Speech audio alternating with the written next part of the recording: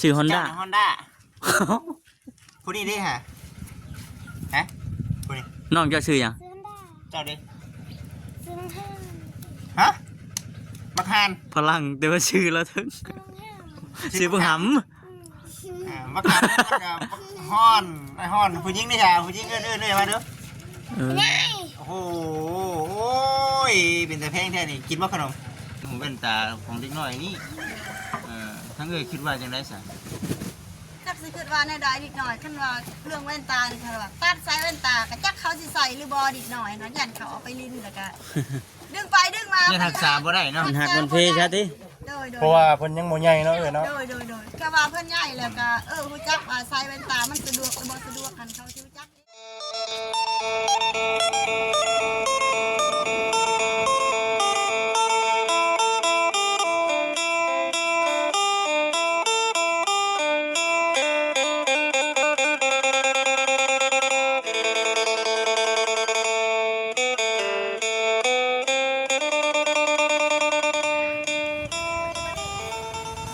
พี่น้องเปิดภาพเปิดคลิปมาก็อยู่ที่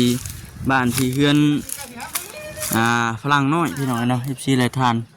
ก็คือสิเห็นอยู่ดอกหลายปีที่ผ่านมาพี่น้องเนาะแต่ก็บ่ครับก็หักก็เข้ามานี่แหละพี่น้องเข้ามาตั้งแต่กี้ปูนจะโดนเลย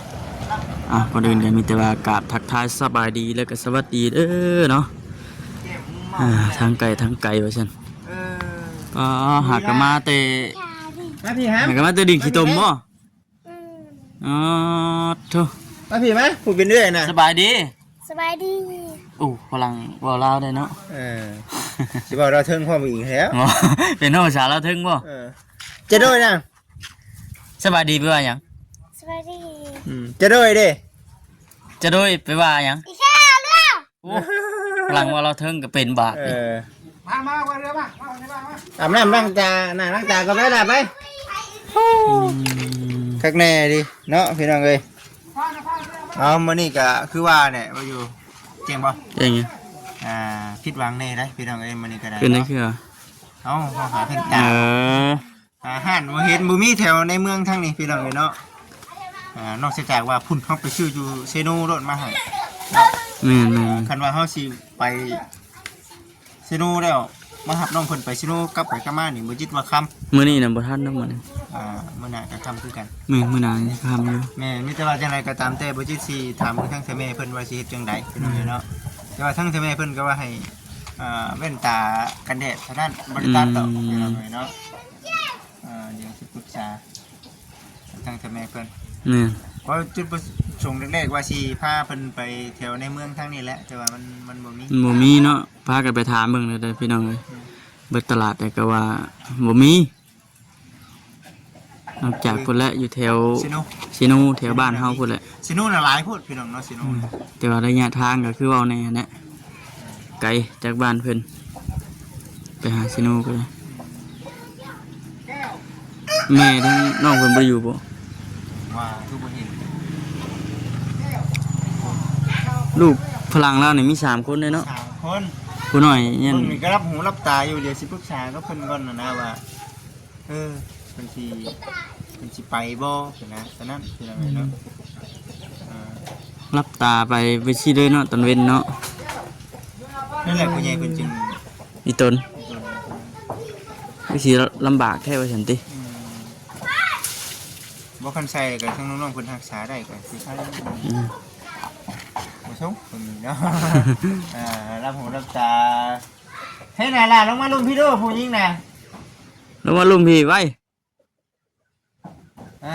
ย่านบ่าวบ่นี่เนาะ บ่ได้มาแต่หึงเลยเนาะอึบบาดดิอึบ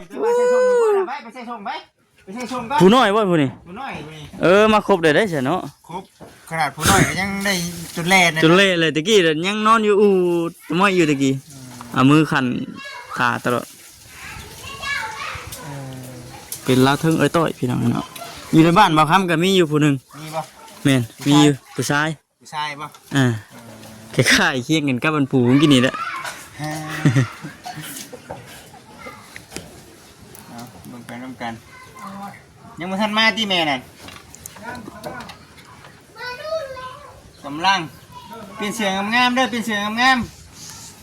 อ๋อดอนบ่ดีเนาะ ขาวจนดอนพี่น้องเอ้ยเนาะใส่ชงเด้อล่ะเด้อใส่ชงเด้อ ผู้น้อยก็ใส่ชงเด้อ เพิ่นก็สิคือว่าเนี่ยเพิ่นบ่ดึงเฮาปานใด เฮาบ่ได้มาเรื่อยเนาะ ปกติเขาเจ้าสิเล่นมาดอก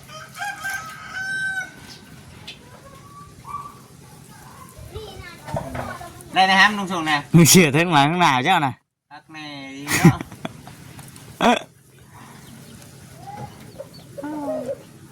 มาแต่เบี้ย ยามหนาวๆก็พากันไปใส่หมวกเนาะบ่จักหนาวเลย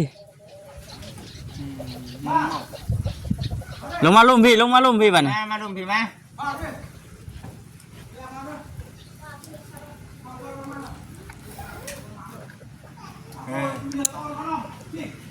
มากินขนมเด้อมีขนมได้ ลงมากินขนมเด้อ มีขนมขนมนวดอีกหน่อยก่อนพี่หน่อยเนาะ ให้พ่อเพิ่นได้ลงมา เพิ่นก็สินั่นอยู่ดอกเนาะเพิ่นก็สิมาอยู่มาเบิ่งดูโอ้ต้องเป็นตะแพงครับว่า อ๋อแล่นต่อยมาเลยพี่น้องเพิ่นจักชื่อหยังบ่จักลืมมันมาพี่ ผู้น้อย ผู้น้อยก็รับตาบ่ได้ย่านจักดีเลยนี่สบายดีก่อน สบายดีด้วยสบายดีเป็นไหมสบายดี สบายดี สบายดี โอ้เป็นเบอร์เลยโอ้ยเป็นตะแพงแท้นี่ฮะ ฝรั่งน้อ จะ ย ซื้อเท่าหยังก็ฮะ พี่น้องเอ้ย เท่าหยังมานี่ จะซื้อเท่าหยังจะซื้อหยัง ซื้อฮอนด้า ซื้อ Honda ผู้นี้ดิฮะฮะผู้นี้ น้องจะซื้อหยัง ซื้อฮอนด้า เจ้าดิ ซื้อห้า ฮะบักฮาน ฝรั่งแต่ว่าชื่อแล้วถึง ซื้อห้า ซื้อบ่หำ บักฮานฮ้อนไอ้ฮ้อนผู้หญิงนี่ค่ะผู้หญิงเอื้อนๆมาเด้อ ง่าย โอ้โหโอ้ยเป็นตะแพงแท้นี่กินบ่ขนมโอเคเอื้อนๆมาก่อนมาล่ะมา นั่งมาพี่นั่ง เล่นกล้องโอ้ยเอา ลำบากเลยได้อพี่น้องเด้อน้องไปเพิ่นเหลือบตา เล่นตาบ่ล่ะใช่บ่เว้นตาเว้นตาพา คน กันไป ตา ใส่ นี่ เนาะ ก็ดอนเบิด ไปเที่ยวปะเปาะปะเปาะ เปิ้นี่มันไป เปาะแต่ว่าเขาต้องถามมือตั้งทำไมเพิ่นก่อน แม่เพิ่นสินี่ถามทั้งเฉพาะเพิ่นก็ได้ มาหล่ะมาผู้หญิงนะมา ผู้หญิงนี่ยังไงอายแน่เนาะ มาผิดไหม ผู้ชายนี่บ่ได้ย่านจักบาทเลยบ่ได้ย่านจัก ดี ดี กินขนมลายๆเนาะอ่า บ่ได้ย่านเลย มาผิดไหมให้ผู้หญิงไหน ไม่ข้าว อีขาวบ่อีขาวเอาชื่อคนอีขาวบักหำแล้วก็บักฮอนขาวหำฮอนดิ ฮอน บักฮอนดา Honda มาเรือเต็ม เลยภาษาได้เสียงภาษาคน เอ เด้อคักแน่ดีพี่น้องเอ้ย ตังพันเดียว เอ้ย เอ้ยดิ อีกข้าวตัวไหน เอ้าเอ้ยสบายดี ไปหาหอย ไปหาหอย หาหอย เราก็เสร็จ อ่ะ เช็ดเอ้ย แมวเนาะ ลูกชายล่ะ จนเลนมาบัดนี้ปะ แม่นเนาะ มาช่วงนั้นยังนอนอยู่ในอู่อยู่ เบิ่งเอาขนมมาตอนเล็กน้อยก่อนเป็นหนึ่งพี่น้อง นั่งอยู่อันเตียงกูเด้อนั่งอยู่เตียงถ่าเด้อ นั่งอยู่เตียงข้า โอเคขึ้นไปนั่งอยู่เตียงบนถ่า ว่าเนี่ยพี่น้องมาก็มีนี่นำแม่ ผู้ใหญ่เพิ่นบอกว่าจิ แม่สมัยพี่น้อง มาพร้อมพี่น้องเนาะตั้งแต่ออกที่พุ่น รถเด้อ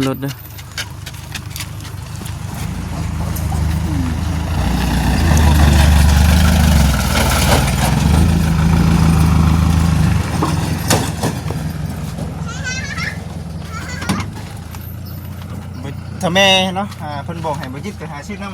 ำผึ่งแต่ว่ายามนี้มันบ่มีพี่น้องเอ้ยถ้าไปหาซื้ออยู่ตลาดชิโน่เนี่ยมันบ่มีน้ำผึ้งเดือน5 บ่ถึงยามมันเนาะแม่นนะ นี่น้ำผึ้งจะได้เสียทองถามกันเลยเป็นเบิ่งก่อน ชาวบ้านมีบ่สิบ่ แม่มามีบ่นะเจ้าสิขายบ่น้ำผึ้งยามนี้ชบก็บ่เฮาเอาธรรมชาติ ต้องเป็นยามคือกันได้น้ำเพิ่งกับเดือนห้า เป็นอาหารประเทศเนาะ อืม โดย ผู้หญิงนะ สบายดีอีกแล้วบ้าน สบายดีว้าเอาป่ะผมขออนุญาตด้วยเด้อขออนุญาตเป็นยัง ยับไปอีกครับยับไปพูด คนกันเองไม่ต้องยานไม่ต้องเกรงใจแน่นอนเรื่องนี้เอาตามสบายเลย สบาย ส เลย บายแล้วป่ะ ทำสบาย ตาม ไป ส ถึงไหม บาย พุ่นครับยับไปพุ่นยับไปถอยหลังไปอีกยับไปอีกพุ่น มาบักงานฮอนด้า Honda วิบ Honda ฮอนล่าง เฮ้ยน้องนางขาว ยับถอยหลังไปอีก ถอยไปหลังจับเฮ้ยนางขาวนั่งสบายดีแล้วผู้ นั่งเนาะสบายดี นั่งอ๋อนะอ๋อ ปุ๊บบ้าน มาคือเห็ดจังซี่บ่ นะอ๋อเนาะกูทั้งนี้ก็ได้เจ๋งอยู่ครับน้องขาวเป็นไง เออเนาะใหญ่เป็นสาวแล้วใหญ่เป็นสาวแล้ว เบิ่งเอาขนมมาให้เด็กน้อยกินก่อนจะหน่อย บ้า บ่ บ่ให้แกะแล้วบัดนี้ ให้เจ๊บ่ บุพาเกะ บ่เฮาแกะสักควมใช่ป่ะ น่ะผู้นั้นมันบ่ได้พาวเด้อห่า ขาวฮอนล่าถ้าฮอนด้ามันบ่ได้วุ่นเด้อห่า เฮ็ดยังอันนี้เบิ่งเขียนถึงยังนี่ฮะ เป็นแผล จะบาดเนาะ เป็นแผล ไป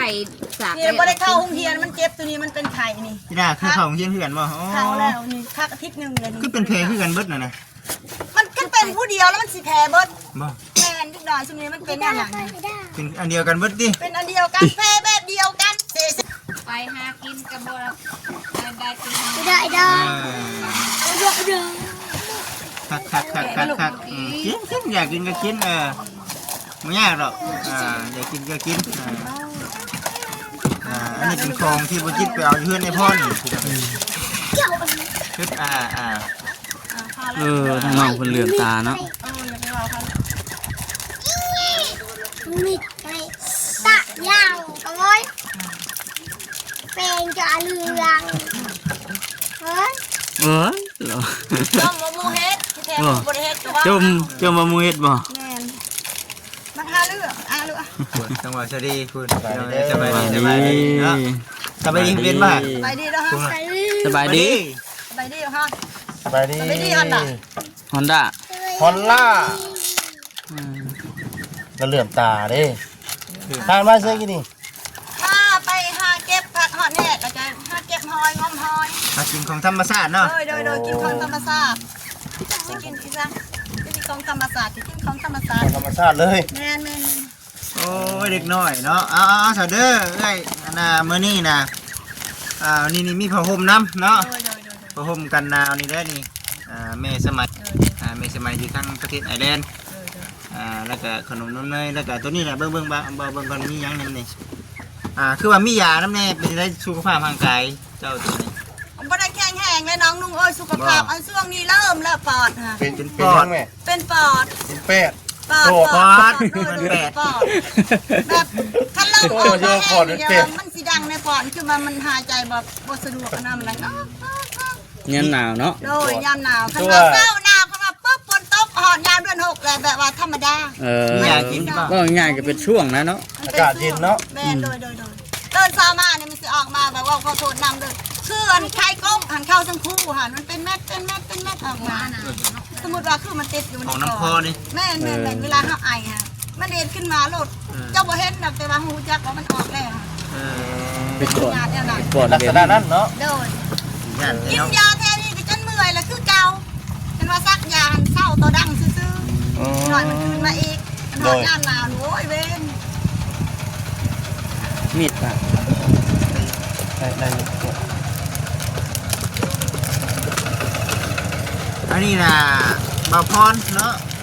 บ่จิตไปเอาอยู่เพิ่นไอพรเพิ่นเป็นยาได้เพิ่นว่าได้แต่ว่าหาชื่อน้ำผึ้งคือบ่มีน้ำผึ้งเดือน บ่ ห้า มีกำ เนาะ ลังกันหามันบ่มี เขาบ่คือเขาเจ้าชื่อไว้เนาะ มันเป็นช่วงเนาะ โดย ช่วงมาเป็นช่วงเนาะ มาเป็นช่วงเสือกกับมีเสือกกับบ่มีพนักงานเงินเยอะกับเจ้าเอาแต่ว่าเขาขายส่วนหลายเขาสิขายให้พ่อค้าเพราะว่าเฮาบ่ได้ติดต่อเมียน อ๋อ กันเฮาติดต่อเมียนกับว่าสิได้อยู่ดอกดำมันเครื่องนิดนี่น่ะ เพราะว่ามันชื่อมาให้เจ้าคนแหละบ่เป็นหยังดอกแต่ว่ามันบ่มีบัดนี้ ยากเลยน้ำผึ้งยาม ยาก ยาน้ำผึ้งยาม ยากเลย เขาติดต่อไว้ในขา อืม ไว้ มีคนมาขายอยู่ว่าแถวนี้มี บ่ บ่ มีนะ บ่มีนะ ส่วนหล ได้ก็สิขายพวกราคาและคนเขาได้ ตลาดเทตลาด แม่ เนาะ ตลาดเนาะประจำซื้ออยู่สิขายให้เขาได้ สิเจ้เบิ่งก่อนว่ามีอย่างในทางในอีกนะพอดีว่าสาวอยู่เฮือนในพรเพิ่นผู้ใดเมื่อเช้านี่มันได้จะเวะเฮือนในพรแน่เวะตลาดแน่บาทมันลดคำ เดี๋ยวมาหอดเนาะ ปึ๊บ โอ้ ยา ทิปปี้ มีหลายยาอยู่เนาะ เดี๋ยวที่พี่มันแก้หยังก็ แก้ไว้ วัด เอ๊ะพี่น้องเนาะนี่คนงานนำนี่ที่พี่สองกล้อง ปลาบ่ตัวปลาเซตามอนไปยัง ไปจักเลยอ๋อสีเหลืองๆนี่นะ ยาแก้แพ้บ่ จะเพ่จักบ่ ยาต้านหากบ่ยักยาแก้แพ้แก้หยังแก้เมาแก้หยัง อันนี้เด้อ่ะเบิ่งก็ได้พี่น้องเนาะนี่เด้ ซื้อยาเนาะ เออ น่าจะเป็นยาเอาบ่จักสิกินเนาะ แม่นประจักษ์เนี่ยกินจักยาดีที่ซัง แต่นี่เคยกินอยู่แล้วตัวนี้ ตัวนี้เคยกินเยอะตัวนี้ เป็นไข่เป็นนาวนะเนาะ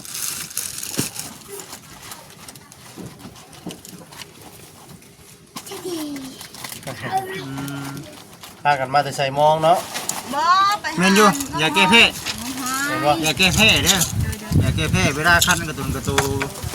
แบบนี้แหละ มันเป็นตุ่มเป็นมืนขึ้นที่บ่ แม่น ผู้ใหญ่ก็กินได้เด็กน้อยก็กินได้แม่นบ่ แม่กินตามนั่นเด็กน้อยก็บ่ต้องกินหลายมัน ผู้ใหญ่ มัน จะ มีวิธีกินอยู่บ่ มันเขียนบอกอยู่นี่กิน1 มิตรนั่นแหละ เบิ่งดูบ่ครับมีวิธีกินบ่มีขันตำบ่เล็กน้อยจั อั ง นนี้มันเป็นอันนี้บ่เป็นชาบ่หรือว่าหยังมีบอกบ่ตา แม่นเนาะ เป็นยา แบบอันนี้มันจะเพิ่นว่าผสมกับอันน้ำผึ้งเนาะ เงินแมน ตัวนี้แหละ กันบ่มีน้ำผึ้งก็กินบ่ได้หรอกกินได้คือกัน เดี๋ยวสิโทรถามมันทางแม่เพิ่นเนาะเพราะ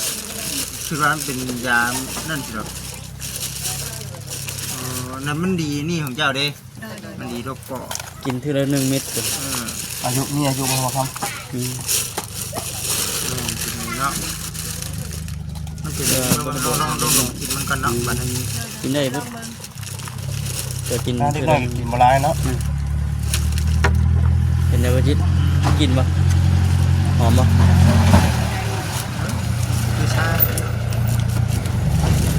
ต้มน้ำร้อนบ่ เนาะหอม เย็นส่งกิน เย็น คือ ตุ้ม ซ่า ห่อนเนาะแบบว่าตุ้ม แล้วก็เอาน้ำผึ้งหยดน้ำผึ้งหยดใส่น้ำนึงสินะ เขาต้องกองเบิ้งกองเอาเบิ้ง แม่น กองเอาแต่หน้ามัน หา หาย ย เนาะ แม่นแม่น ต้มเสพลายอ่ะ ผักขาว เสพผักขาวฮะแล้วก็ถ้ามีน้ำผึ้งเขาก็หยดน้ำผึ้งลงแบบนี้ วิธีกินเพิ่นเนาะ เป็นวิธีกินของเพิ่นนะคือว่าหั่นแหละ กับผ้าห่มนี้ ภูมินี่แน่แล้วก็จุดประสงค์หลักๆก็คือว่าเนี่ยทั้งถ้าแม่เราบัดเว้าเรื่องเว้นหูเว้นตาของเด็กน้อยนี่ทั้งเอ้ยคิดว่าจังได๋ซะ จักสิคิดว่าในใดนิดหน่อยคันว่าเรื่องแว่นตานี่ค่ะว่าตัดสายแว่นตาก็จักเขาสิใส่หรือบ่นิดหน่อยเนาะยันเขาเอาไปลิ้นแล้วก็ดึงไปดึงมา ยังรักษาบ่ได้เนาะ มันหักมันเพชะติ โดย เพราะว่าเพิ่นยังบ่ใหญ่เนาะเนาะ โดยแค่ว่าเพิ่นใหญ่แล้วก็ฮู้จักว่าใส่แว่นตามันสะดวกหรือบ่สะดวกกันเขาสิรู้จักเอง อันนี้เขายังห่วงดินอยู่เนาะ อันนี้กำลังเข้าลิ้นกำลังคันสิว่ากำลังซ้ำนี่กำลังมันเปื้อนมันเปื้อน อืม กำลังลิ้นแบบบ่ฮู้จัก โมเมนว่ามันเอฟซีฮักชาได้บ่นะเนาะ โดย จุดประสงค์มื้อนี้น่ะทั้งพ่อแม่เพิ่นน่ะอยากให้บ่จิตนี่พาเอื้อยแล้วก็พาน้องๆไปเลือกเว้นตาใส่โลดหั่นนะบ่ได้ตัดดอกบ่ได้ตัดดอก แต่ว่าก็ แว่นตาแบบกรองแสงนี่บ่ แม่นเป็นตากันแดดเนาะธรรมดา อ๋อ แต่ว่ามันบ่มีแถวนี้แถวเกียงโกะนี่บ่มีหาดแว่นตา แว่นตาตัดแสงนี่เนาะ อันนี้มันต้องเชนูโลดว่าซั่นเคยไปบ่เชนู บ่เคย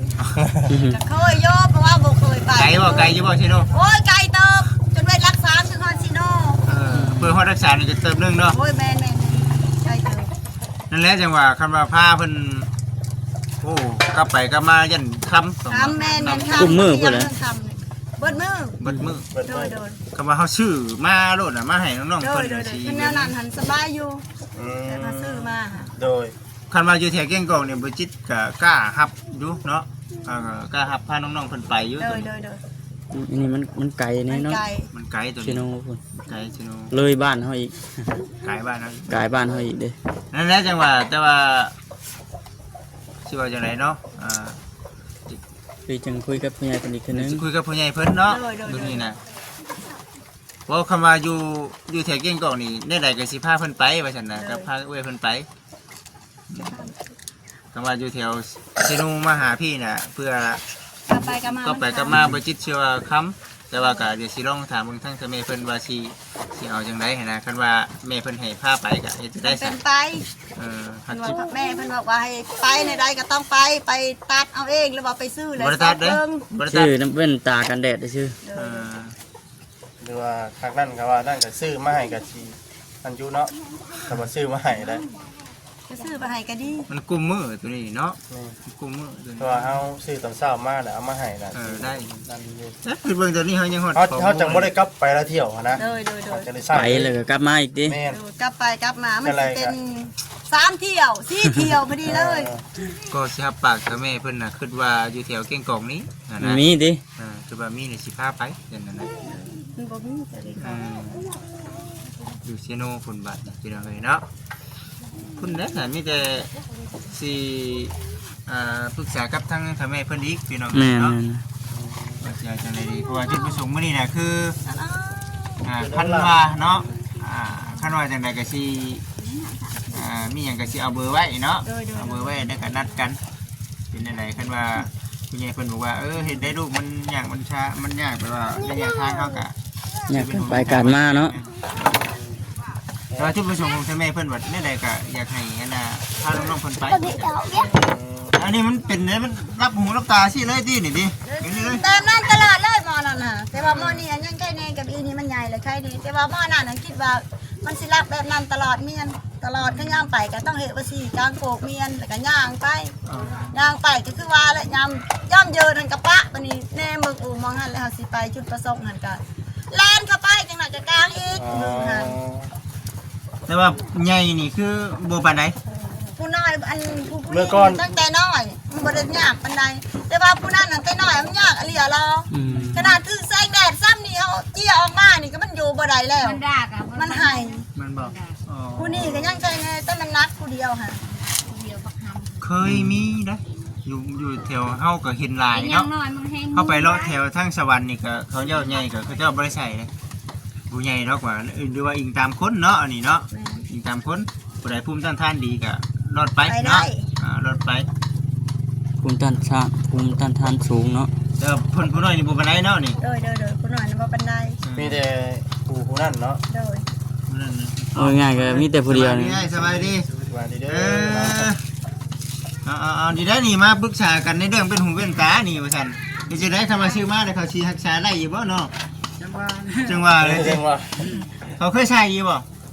มันเถื่อก็ใส่2-3มื้อกับปะบาดนี่บ่ใส่อีก ไอพลเราเคยซื้อมาให้ คื บ่ อหลายเทื่อแล้วใบตานี่ตะเม็ดหันใส่เอาไปเอามาประมาณ2-3มื้อแล้วก็สมมุติว่าเว้าในดันซะบ่อยากใส่แบบมันเบื่อแล้วตัวนี้เฮาบ่ใส่หั่นนะอาหารมันเฮ็ดอันนั้นฮะ แบบว่า แปลว่าทิมไปเลยแต่ทำเก็บเนี่ยทำไปซอบใส่มันก็ดึงออกซอบใส่มันก็ดึงออก มันเป็นแบบว่าเด็กน้อยเห็นของดินเนาะ แม่น พอมันเห็นดินเมื่อยแล้วมันบ่อยากได้แบบนี้เนาะ โดยมันสิเป็นลักษณะนั้นแบบมันบ่ใส่แบบคือดีหน่อยเจอไปว่าเขาเคยใส่มันสะดวกเลยแบบว่าใส่ประจำเลยแต่แนวนั้นน่ะมันไข่ในอันนี้เขาบ่อยากใส่เรื่องแว่นตา อันนี้ก็ปัญหาอีกตัวหนึงพี่น้องเอ้ย แม่นนี่แต่ว่าอยากบอกว่าให้เขาใหญ่ซะก่อน คือ ให ทา ญ่ ง กว่า แม่ นี้ซะ เนาะ ก่อนเขารู้จักความรักษามาใส่แหวนเนี่ยมันดีบ่มันสะดวกหรือบ่สะดวกเขา สะดวกในการไปกันมาบ่เนาะ แบบว่าให้เขาเจ้าจะควบเอง โดย ในความคิดของทางเอื้อยนี่เพิ่นบอกว่าอ่ะให้ไหนก็เอา ให้ลูกใหญ่ก่อน อยากให้ลูกใหญ่ก่อนเนาะเพราะว่าบ่แม่นหยังดอกก็ยันมันเสียหลายของ แม่มันรักษาบ่ได้เพราะว่าซ้ำนี่หันความสมมุติว่าเขาเจ้าบ่ได้เฮ็ดหยังเด้นี่แต่เขาเจ้าลิ้นมันเป็นว่าสิใช้เรียกเฮ็ดอันนั้นอันนี้เขาเฮ็ดบ่ได้อยู่แล้วเรื่องเรียกนี่นะเขาออกแดดนี่ออกบ่ได้ใจดีกันออกแล้วเป็นตุ่มเป็นตอโลดมันโพงขึ้นโลดกระตอนี่ไปถือแดดนะกันบ่ถือแดดแล้วอยู่ได้ สะออนผิวได้ค่อย ได้คนละสีกันเลยนี่ เฉพาะน้ำใหม่เนาะ คนละเบอร์เลยติ อืม แต่ว่าถึงบาทถึงห้อยแนวหนึงนี่มันเป็นแผลเนาะ กันไม่ขูดไม่อีสังเป็นบาดเป็นแผลหน่อยหนึงก็โอ้ แจ้งเลย ตาเป็นยัง กั คื น อถอด ลา อย อก กัน นะ บาดลายแห่งสิลายเฮาเบิ่งหา เบิ่งบ่าวถามก่อนใช้แว่นตาเป็นยังคือถอดทิ่มฮะโอ้ย มันเจ๊ง เจ๊งก็จะใส่เลยเลย ใส่บ่เป็นตาหันห้าม เจ๊ถอดทิ่มเด้อ ชาดิใส่ใส่ คนนี้บ่ใช่ไปเลย ของเราแนมเห็นคักเนาะพุ่นน่ะเนาะ คนนั้นใช่ โอ้ยง่ายก็มีแต่น้องเพิ่นผู้เดียวนี่นะนี่ เดี๋ยวผู้เดียวนะยา น้องหำนี่ ทำหน่อยทำหน่อยเดี๋ยวทำไง ทำน้อย ทำหน่อยเนาะเอาฮอนด้าก็คือทั้งเอ้ยแล้วนี่ว่าอยากให้ลูกใหญ่ก่อนเนาะ แม่นให้มันใหญ่ก่อน แต่ที่ผู้ชมของผู้ใหญ่เพิ่นว่าอยากให้ใช้เนาะ อันนี้เราก็ต้องได้ถามทางผู้ใหญ่เพิ่นอีกก่อน ผู้หลักผู้ใหญ่เพิ่นก่อน ปรึกษากันอีก โดย เนาะตอนนี้ คน ไปพี่น้องคลิปนี้ก็สิจบคลิปก่อนแล้วก็ไปสบายดีเด้อพี่น้องเด้อ